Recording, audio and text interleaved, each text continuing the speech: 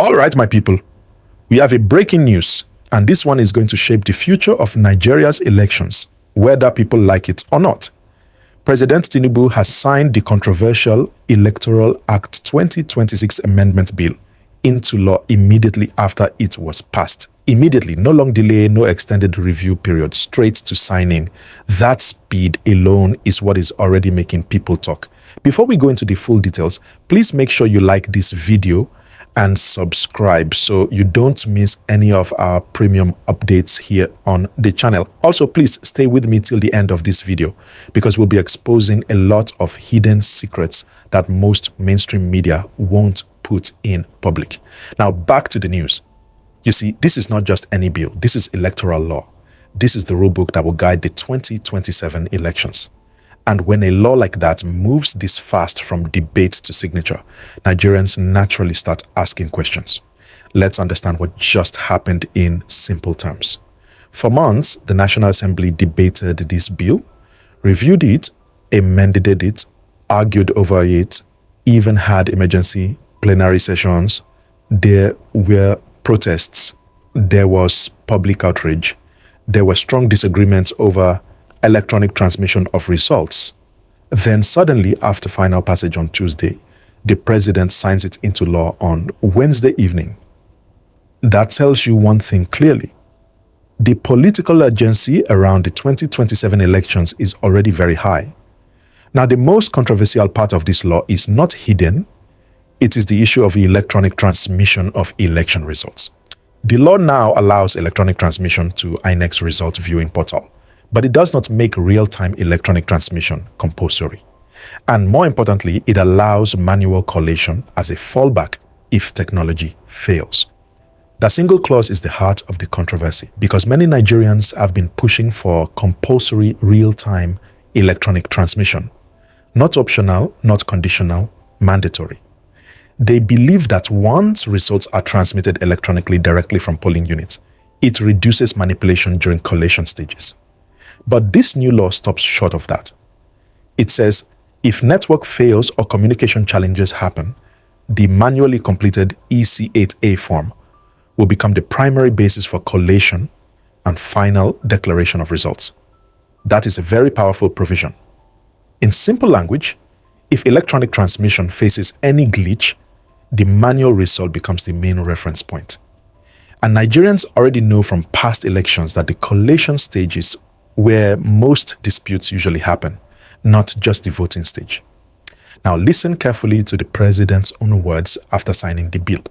He said democracy must avoid confusion and disenfranchisement. He said no system, no matter how advanced, can work without human integrity.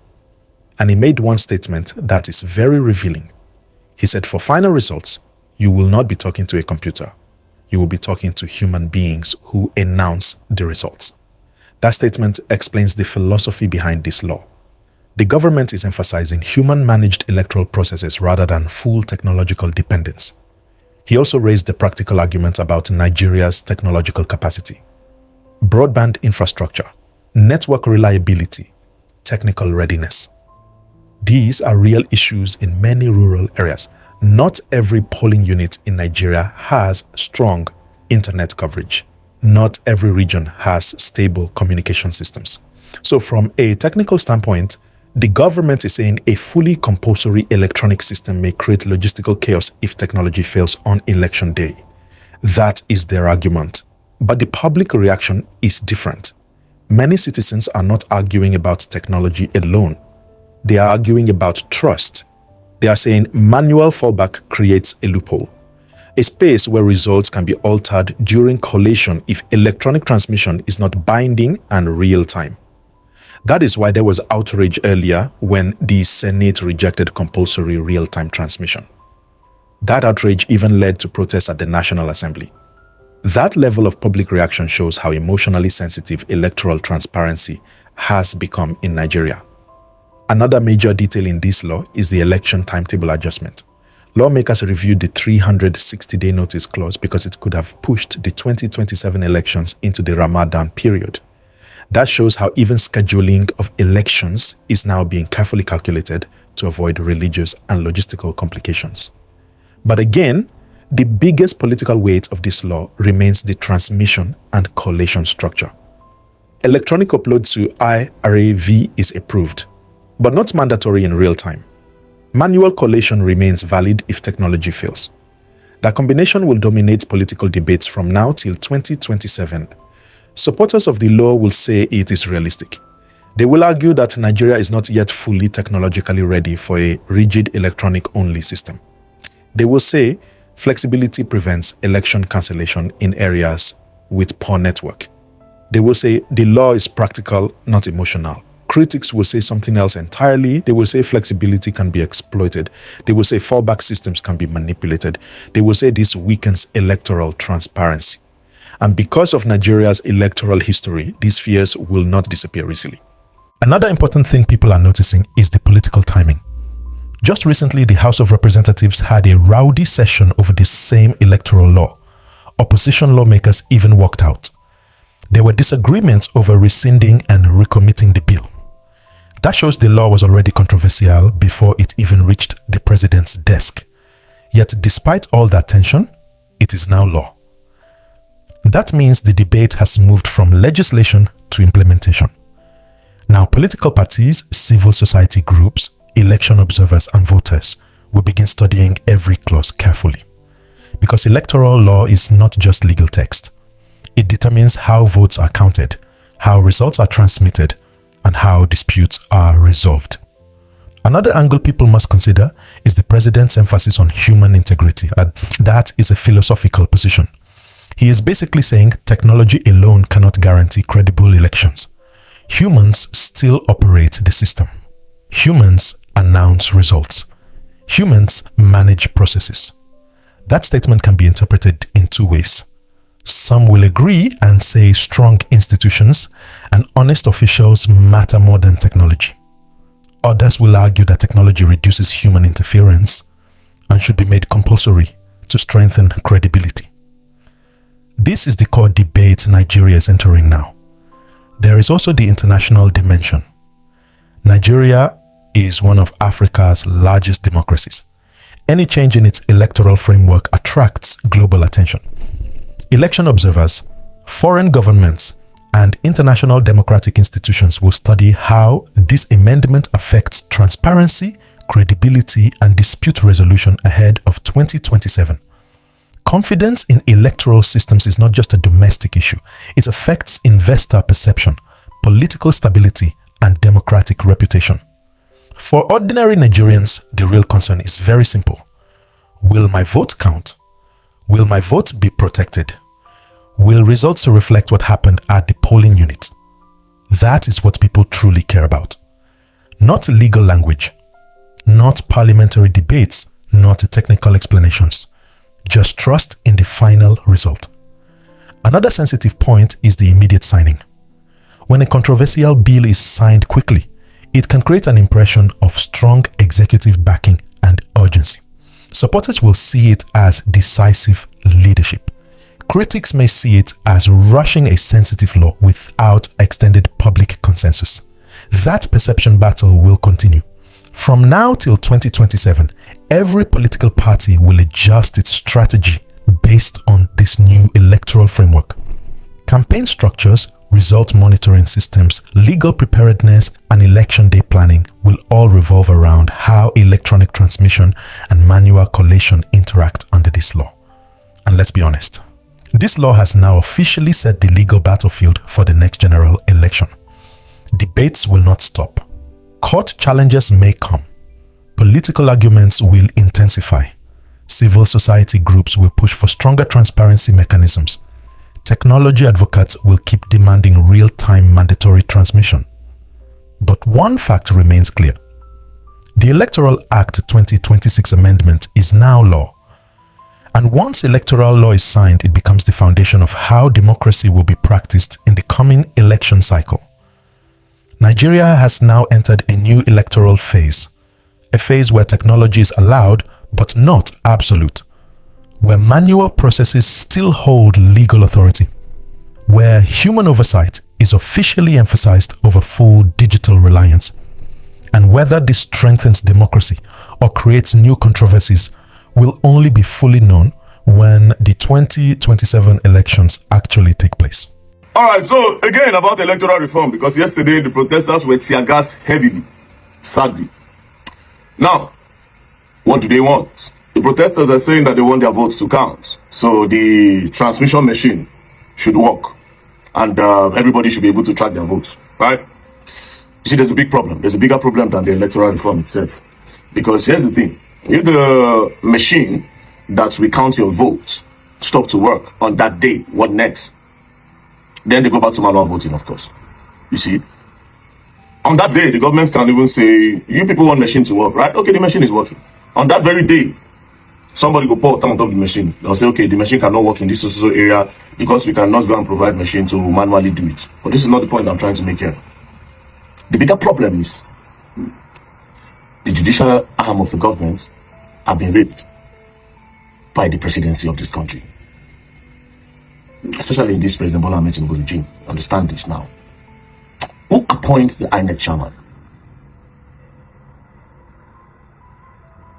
See, that's the first big problem. It is the president, or will I say presidency, appoints the INEC chairman. So, whether machine work, machine no work, one person is in charge of announcing the result. And that is the INEC chairman, the INEC itself. And the INEC staff, everybody that goes, that uses, even the people that use this machine are staff of INEC.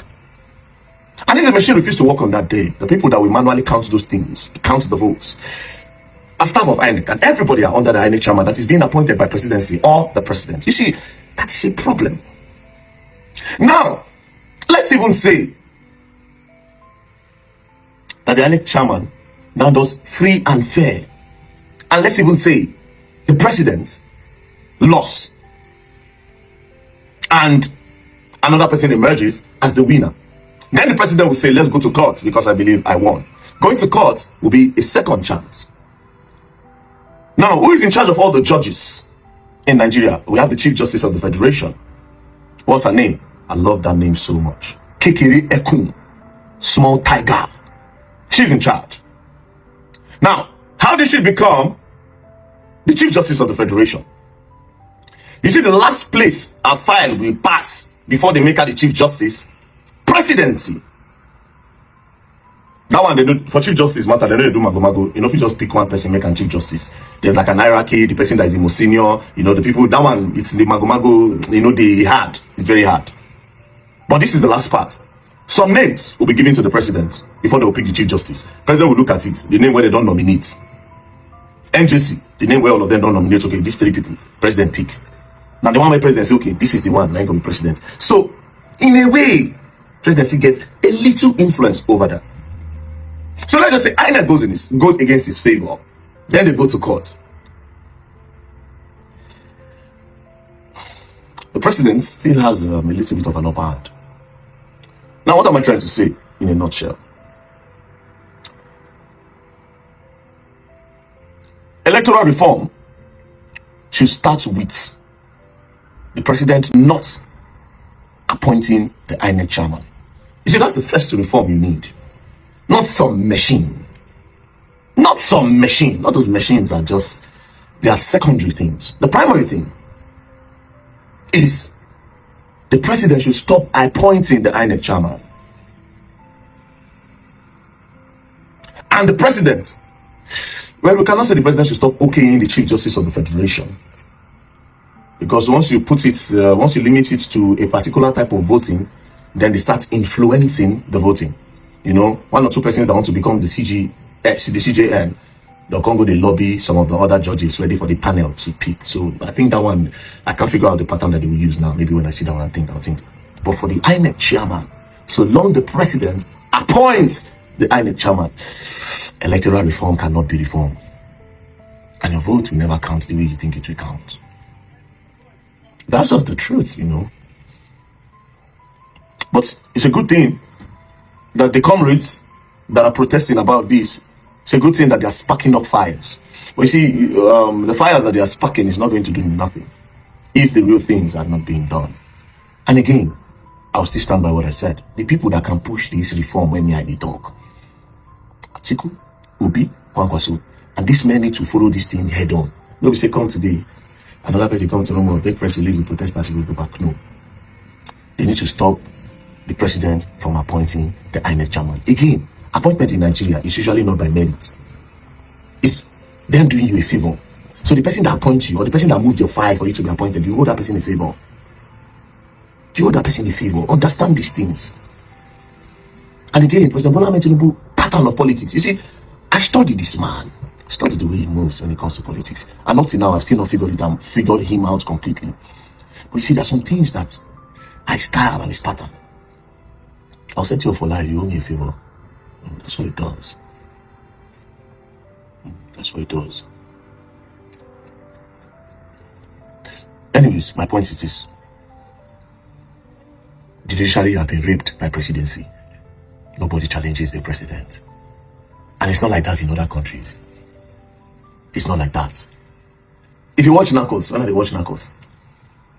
When the President Gavira, if you want to do something against Escobar sometimes, maybe you want to carry out something, as the president, this year on CJN, Abi Attorney General, no, Attorney General is meant to represent you, like the president is like the lawyer for the country, so that's the Attorney General. Anyways, that one go tell and say, you don't have the power to do this. I will stand against you, the third president. But for Nigeria, la lie, let your president talk, now invalid. If you talk, no counts. Nobody can go against the president. The judiciary have been raped by presidency.